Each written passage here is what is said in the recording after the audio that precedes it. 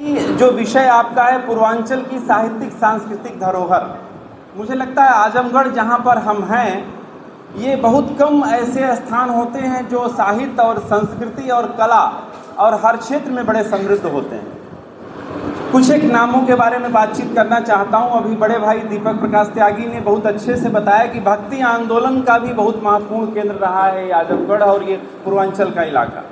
लेकिन इस पूरी संदर्भों के बारे में बातचीत करिए तो नवजागरण से अगर बातचीत शुरू करें, मध्यकाल के बाद का जो दौर है नवजागरण, उस नवजागरण के दौर में बातचीत करते समय मुझे याद आता है कि यहाँ पर इसी धरती से इस तरह से मैंने बताया कि 1857 का महासंग्राम भी होता है और उसके साथ साथ कैसे उस प्रक्रिया में आगे चीज़ें बढ़ती हैं। और इस आजमगढ़ की धरती में मैं कुछ साहित्यकारों के हवाले से आपसे सामने थोड़ी थोड़ी बातें रखता हूँ। सबसे पहले आधुनिक हिंदी साहित्य का निर्माण जिन लोगों ने किया, हमारे सामने दो तस्वीरें हैं, अयोध्या सिंह उपाध्याय हरिऔध और राहुल सांकृत्यायन।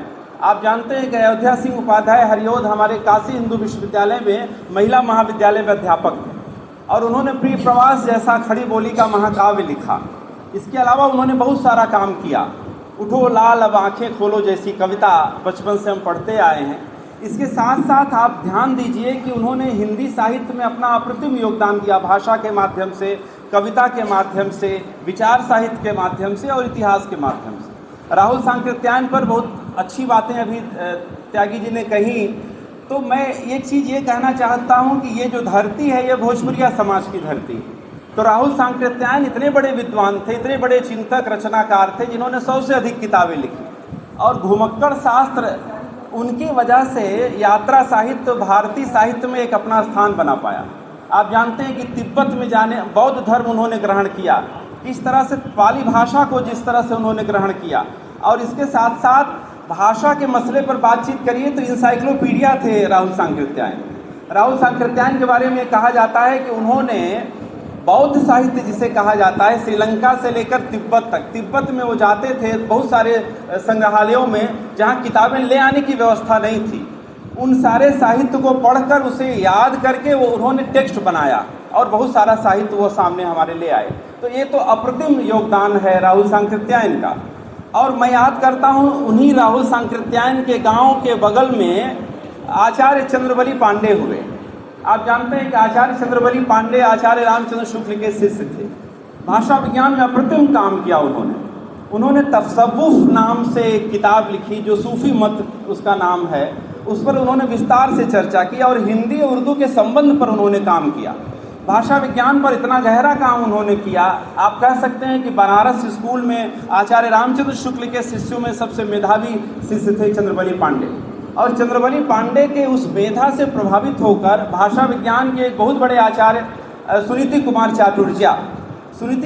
चाटुर्जिया ने उनके एक पैम्फलेट के आधार पर ये लिखा है और बोला भी, उन्होंने ये दर्ज है कि भाषा विज्ञान और भाषा चिंतन के इतने बड़े विद्वान हैं चंद्रबली पांडे जी कि उनका एक पैम्फलेट पढ़कर उन्हें डी.लिट की उपाधि या डी.फिल की उपाधि दी जा सकती है, पीएचडी की उपाधि दी जा सकती है। तो ये वही धरती है जिसमें इतने बड़े विद्वान हुए, ये चंद्रबली पांडे।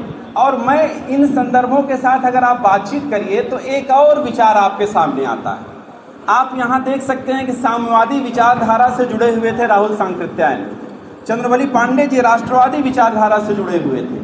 और इन्हीं संदर्भों के बीच में जिसे हम हाशिए के समाज का विमर्श कहते हैं, जिसे दलित विमर्श कहते हैं, उसका पूरा समाजशास्त्र बनाने वाले आधुनिक काल के महान रचनाकार जिन्हें मैं बहुत समझता हूँ कि दलित साहित्य को एक नया आयाम जिन्होंने दिया, उनका नाम है प्रोफेसर तुलसीराम।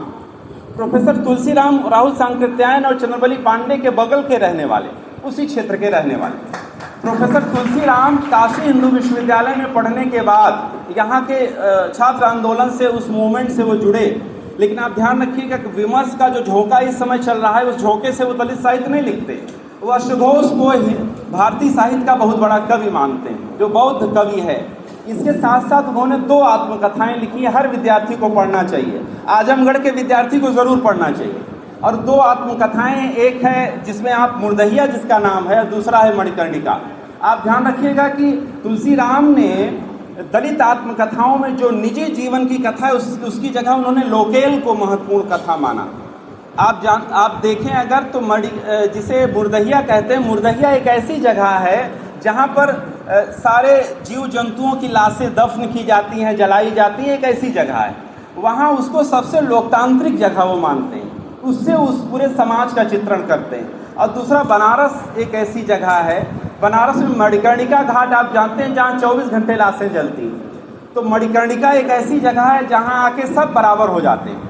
उसी मणिकर्णिका के सिंबल से उन्होंने सामाजिक ताने बाने के बारे में बातचीत, और उस संदर्भ में अगर आप बातचीत करिए तो प्रोफेसर तुलसीराम के बारे में, तो प्रोफेसर तुलसीराम BHU से पढ़ाई करने के बाद JNU गए, वहाँ अध्यापक बने, और बहुत पक कर और बहुत चिंतन के बाद उन्होंने ये आत्मकथाएँ लिखी। तो उन आत्मकथाओं के बारे में बातचीत करते हुए ये कहा जा सकता है कि सिर्फ और सिर्फ जीवन की करुणा नहीं लिखी उसमें, उन्होंने पूरे समाजशास्त्रीय परिवेश के साथ उन्होंने उन रचनाओं को रचा। एक तो ये खास बात है। इसके साथ साथ आप बहुत सारे रचनाकार और हैं, मैं 2 रचनाकारों के बारे में और बात करना चाहता हूँ। एक तो ये ऐसी धरती है जिसने फिल्मी दुनिया का एक ऐसा सितारा दिया जिसके बारे में बातचीत कर सकते हैं, जो साहित्यकार भी बड़े थे और फिल्मकार भी बड़े थे, कैफ़ी आज़मी साहब। कैफ़ी आज़मी साहब के बारे में ये कहा जा सकता है कि हिंदी कविता जिसे हिंदी उर्दू कविता जिसे कहा जाता है, उसको ऊंचाई उन्होंने कैसे प्रदान की। और कैफ़ी आज़मी के बारे में आप सब जानते हैं, हकीकत जो फिल्म है उसके गाने उन्होंने लिखे, और मिले न फूल तो कांटों से दोस्ती कर ली, ये जैसे गाने, तुम इतना क्यों मुस्कुरा रहे हो, क्या गम है जो छुपा रहे हो, तमाम सारे फिल्मी गाने इस तरह से। और एक ख़ास बात ये कि कैफ़ी आज़मी को सिर्फ फिल्मी गानों के लिए नहीं याद किया जाना चाहिए। कैफ़ी आज़मी बहुत महत्वपूर्ण कवि और शायर थे, और प्रगतिशील चेतना के बड़े शायर थे। उन्होंने मकान जैसी नज़्म लिखी, उन्होंने ऐसी ऐसी नज़में लिखी जो स्त्रियों के बाद, उठ मेरी जान मेरे साथ ही चलना है तुझे, इस तरह की नज़मों को अगर आप पढ़ें तो कैफ़ी आज़मी की जो रवायत है वो आपको समझ में आती है। उनकी नज़्म की कुछ पंक्तियाँ मैं आपके सामने पढ़ता हूँ कि इतना तो ज़िंदगी में किसी के न खलल पड़े, हंसने से न हो सुकून न रोने से कल पड़े, जिस तरह से हंस रहा हूँ मैं पी पी के गर्भ अश्क, यूँ दूसरा हंसे तो कलेजा निकल पड़े। ये इस तरह की तमाम सारी पंक्तियों से आप समझ सकते हैं जीवन की करुणा की जो पंक्तियाँ हैं जीवन के बारे में, और क्रांतिकारी तरीके से उन्होंने उसको लिखा। और कैफ़ी आज़मी की बेटी आप जानते हैं शबाना आज़मी, बहुत बड़ी रंगकर्मी और फिल्म कलाकार हैं वो, और उन सब का आज़मगढ़ से बड़ा गहरा रिश्ता बना हुआ है। तो मैं ये कहता हूँ कि आज़मगढ़ को ये हासिल है कि जहाँ उर्दू की ज़मीन भी है, हिंदी की भी ज़मीन भी है, हिंदी और उर्दू की हिंदुस्तानी की ज़मीन भी यहीं पे है, और यही वो धरती है जो पलटू की धरती है, भीखा की भी धरती है। तो भक्ति आंदोलन से लेकर आधुनिक काल तक और वर्तमान में आपको मैंने बताया कि यहाँ एक तरफ मार्क्सवाद और साम्यवाद के विचारक भी आपको दिखाई देंगे, तो राष्ट्रवादी धारा के भी दिखाई देंगे। कन्हैया सिंह का नाम भी लेना चाहूँगा मैं। राष्ट्रवादी विचारधारा के महत्वपूर्ण आलोचक हैं वो विचारक, जिन्होंने सूफ़ी कविता पर बहुत अच्छी किताब लिखी है, उसे भी देखा जाना चाहिए। इसलिए यहाँ विचारधाराओं की आवाजाही बहुत अच्छे तरीके से होती है, और उन संदर्भों के साथ आप बातचीत करिए। जैसा कि अभी एक साहित्यकार का नाम दीपक जी ले रहे थे, मलयज। मैं आपको बताऊँ कि मलयज आधुनिक हिंदी साहित्य के एक ऐसे विद्वान हैं जिनके बारे में नामवर सिंह ने डायरी लिखी, और मलयज ने एक किताब लिखी है रामचंद्र शुक्ल नाम से, आचार्य नहीं लिखा, उसका शीर्षक है रामचंद्र शुक्ल। और रामचंद्र शुक्ल के बारे में जब वो लिखते हैं तो कहते हैं कि रामचंद्र शुक्ल मूलतः भाववादी आलोचक हैं, क्योंकि भावना व प्रकृति से ही वो आलोचना अपनी निर्मित करते हैं। और बेजोड़ किताब लिखी उन्होंने, कविता से साक्षात्कार जैसी किताब। और मलयज ने कविताएँ भी लिखी हैं और अपने समय की आलोचना को बहुत ऊँचाई उन्होंने दी है। तो ऐसी धरती है आजमगढ़ की, और मुझे लगता है कि आप उसी उर्वर धरती के साक्षी हैं जहां आप जुड़े हुए हैं। तो मुझको लगता है कि जब आप पूर्वांचल की साहित्यिक सांस्कृतिक धरोहर के बारे में बातचीत करते हैं तो यहाँ की कलाओं के बारे में भी बात करनी चाहिए, यहाँ के श्रम संस्कृति के बारे में बातचीत करनी चाहिए कि डायस्पोरा यहाँ का इतना प्रसिद्ध है कि यहीं के लोग जब गिरमिटिया मजदूर बन के विदेश में गए, जिन देशों का नाम अभी निगम जी ले रहे थे कि फिजी गए, मॉरिशस गए, त्रिनिदाद गए, गयाना गए, और गए थे मजदूर बन के, लेकिन हो गए सरकार। आप ध्यान रखिएगा, और सरकार कैसे हुए? अपने श्रम से हुए, अपनी मेधा से हुए। इसलिए कहीं भी आप जाएंगे, आपके अंदर अगर चेतना है और धरती से लगाव है और श्रम की संस्कृति, और सबसे बड़ी चीज़ ईमानदारी। एक बात कह के अपनी बात में समाप्त करता हूँ कि जब यहाँ गिरमिटिया यहाँ से गए तो उनको ले जाया गया कि चलो आपको सोना मिलेगा, और जहाज़ में भर के ले गए। एक छोटे छोटे कमरे में 100-100 लोगों को रख दिया गया। तो साथ में अपने वो गुटखा ले गए। गुटखा आप जानते हैं कि अवधि का रामचरितमानस वाला गुटखा। और एक खूबसूरत चीज़ ये कि वहाँ अवधि का गुटखा भोजपुरी का गुटखा बोला जाता है मतलब उसे भाषाओं में कोई फ़र्क नहीं है। और जब गुटखा ले गए तो उस गुटखे के साथ क्या किया कि जब उनको वहाँ ले गए तो वहाँ जानते हैं आप कि गन्ने की खेती कराई जाती थी। तो गए थे तो सोना लेने, लेकिन मिला नहीं सोना उनको। तो उनको जब गन्ने की खेती करना शुरू किया तो उनको ये लगा कि श्रम करने से जीवन बदल सकता है। और जो श्रम किया उन्होंने, तो श्रम के पीछे जो साहित्य का बहुत बड़ा सरोकार है कि आप ध्यान रखिएगा, जब इकट्ठा होते थे समूह में वो पाठ करते थे किसका, मानस का।